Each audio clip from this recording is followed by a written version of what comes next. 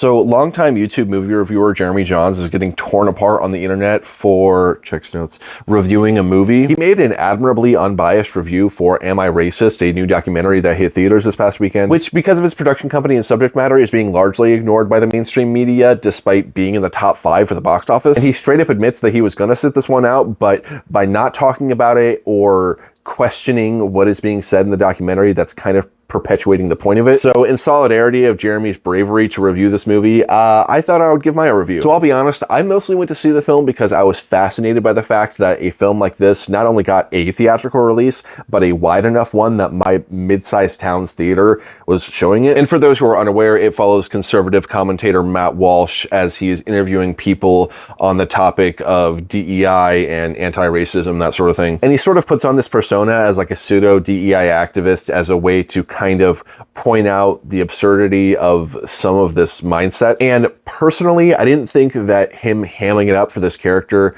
was really that funny. I find it much more entertaining when he's doing these deadpan interviews with these authors and public figures. And that's one thing that I admire about these interviews is that Walsh really just asks follow-up questions. He never really contradicts them and just sort of lets the interviewees go off on their perspective, and it sort of leaves it open for interpretation for the audience. And that's sort of an issue with the documentary. It's not giving like a particular stance, and it's not really like exposing anything new because these concepts and these mindsets have been perpetuated by the media for several years now. So for its intended audience, it's kind of just another DailyWire film that's preaching to the choir. I think the most effective and valuable parts of the film are when he's interviewing everyday people like at a biker bar and in Louisiana, showing the perspective of everyday people who don't have race in the forefront of their mind and showing that not everyone thinks this way. I think that was the most valuable part because it is sort of a refreshing opposition to